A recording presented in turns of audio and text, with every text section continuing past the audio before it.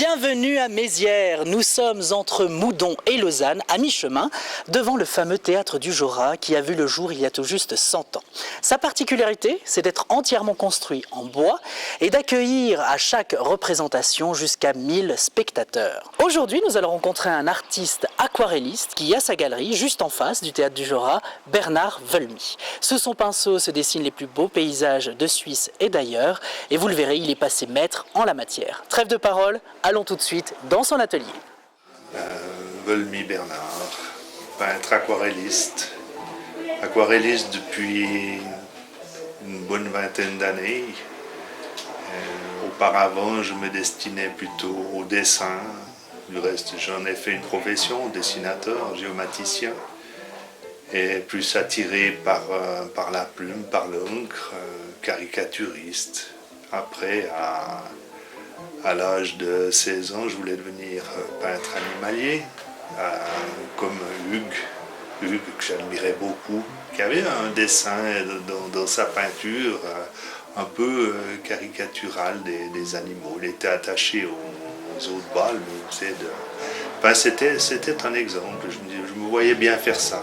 Et puis finalement, la jeunesse passant, j'ai éclairci mes couleurs parce que j'ai commencé par l'huile. Après la phase de dessin, j'ai viré à l'huile. Et puis petit à petit, dans mon huile, j'ai rajouté de la térébenthine, de la terpinette. J'éclaircissais mes matières pour jusqu'à un jour m'apercevoir que c'était l'aquarelle qui me tendait les bras. Alors la galerie, c'est quelque chose que j'envisageais pour bien plus tard. Parce qu'actuellement, j'ai un bureau, donc j'ai une activité professionnelle, j'ai un bureau de géomètre. Et puis, je me disais, un jour, une galerie, pourquoi pas. Mais ma foi, c'est comme ça, chacun a un jour ou l'autre un train qui s'arrête devant sa porte et puis il faut savoir monter dedans.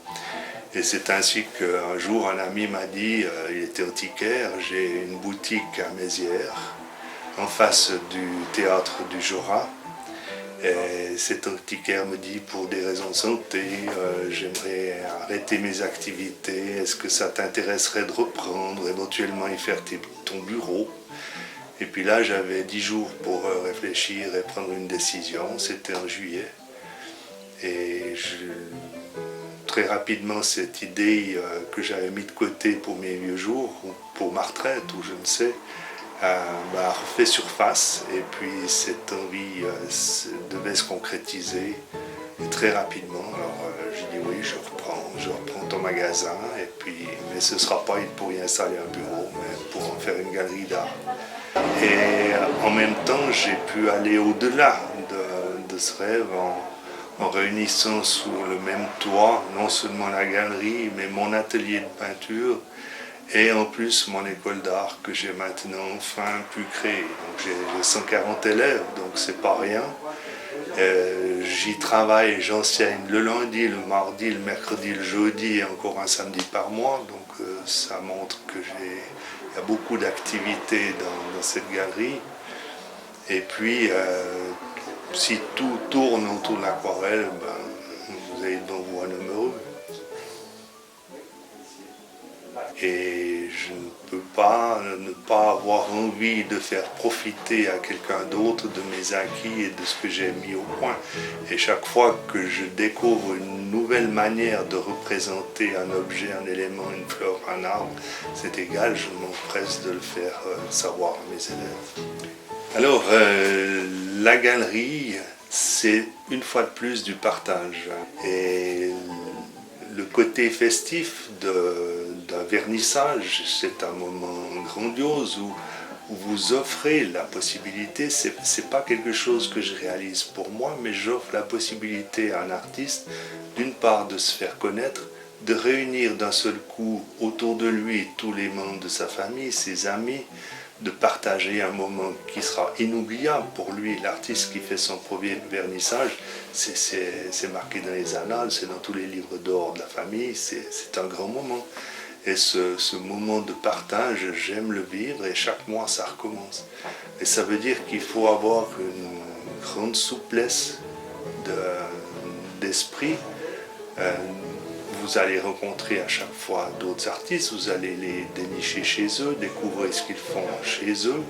Ensuite, chaque mois, comme je pense qu'il y a des gens qui n'aiment pas déménager, chaque mois vous déménagez, vous videz une pièce, vous rebouchez les trous contre les murs, vous blanchissez les murs et vous accrochez des nouveaux tableaux. C'est un autre décor avec une autre disposition. Et puis à côté de cela, il y a la réalisation de la promotion, faire les affiches, faire les encarts publicitaires, rencontrer les journalistes et toute cette vie hyperactive, c'est mon rythme cardiaque.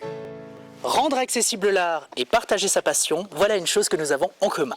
Dans cette deuxième partie, Bernard Velmy nous invite à partager plusieurs moments choisis pour l'élaboration de ses aquarelles. Et vous le verrez, nous allons partir d'une simple photo jusqu'au tableau final. Alors, dans la réalisation d'une aquarelle, je m'assure du bon cadrage. Ça m'arrive de retailler dans ma photo pour que ce soit bien équilibré. Ça, c'est les règles de base de dessin, les règles d'or et tout ça. Laissons la place à l'instinct quand même.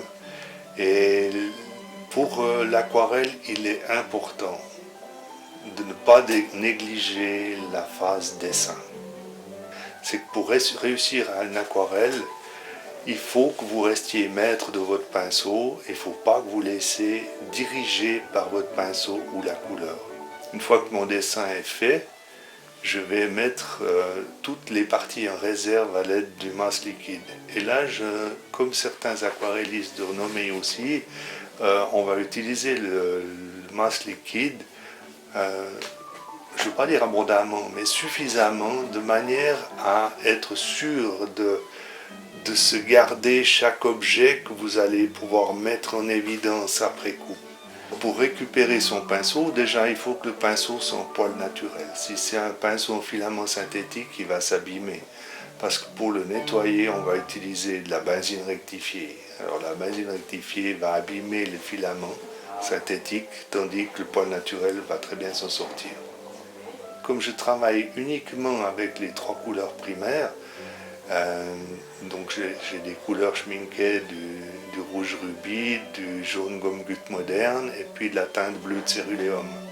Donc c'est ce qui se rapproche des trois couleurs d'une imprimante traditionnelle. Et ça veut dire qu'avec ça, je ne peux pas faire un tableau, mais je vais constituer ma palette. Alors, le gros avantage de ce système, c'est que toutes les teintes qui seront nées à partir de mes trois couleurs feront partie de la même famille picturale. Donc mon tableau ne comportera pas d'erreur. Les blocs de papier arche que j'utilise, il en existe d'autres fabricants aussi, les feuilles sont constituées de 100% coton.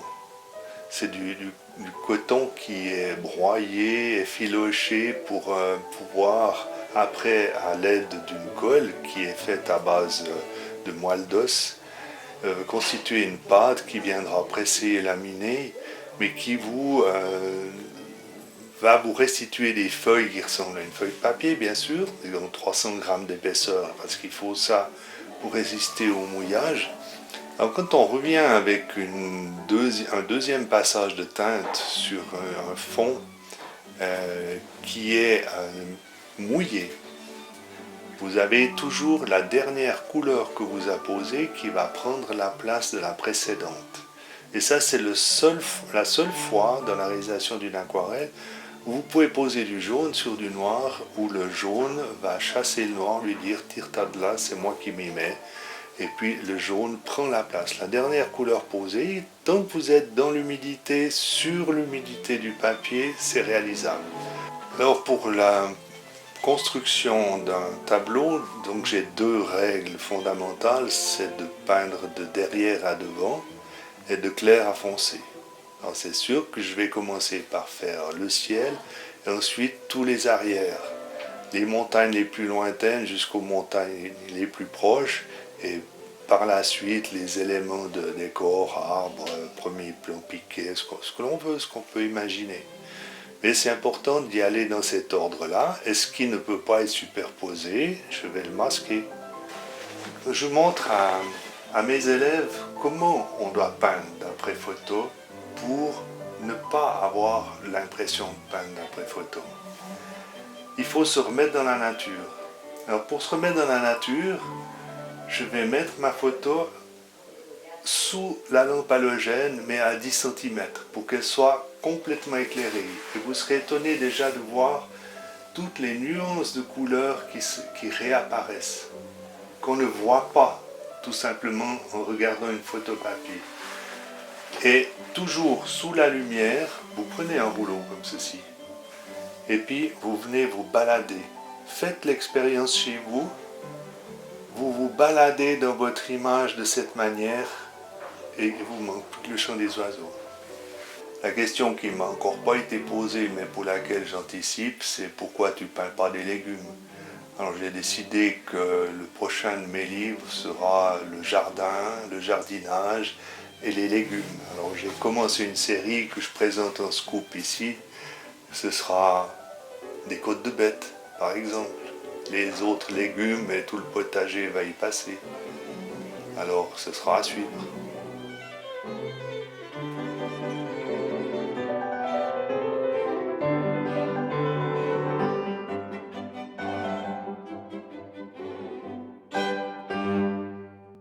Immortaliser la nature sous toutes ses coutures, voilà une discipline plus que conquise par cet aquarelliste. Je vais vous laisser admirer l'architecture du Théâtre du Jorat ici présente et vous rappeler que vous trouverez toutes les informations concernant le Théâtre du Jorat ainsi que Bernard Velmy dans le générique que voici, artistiquement vôtre.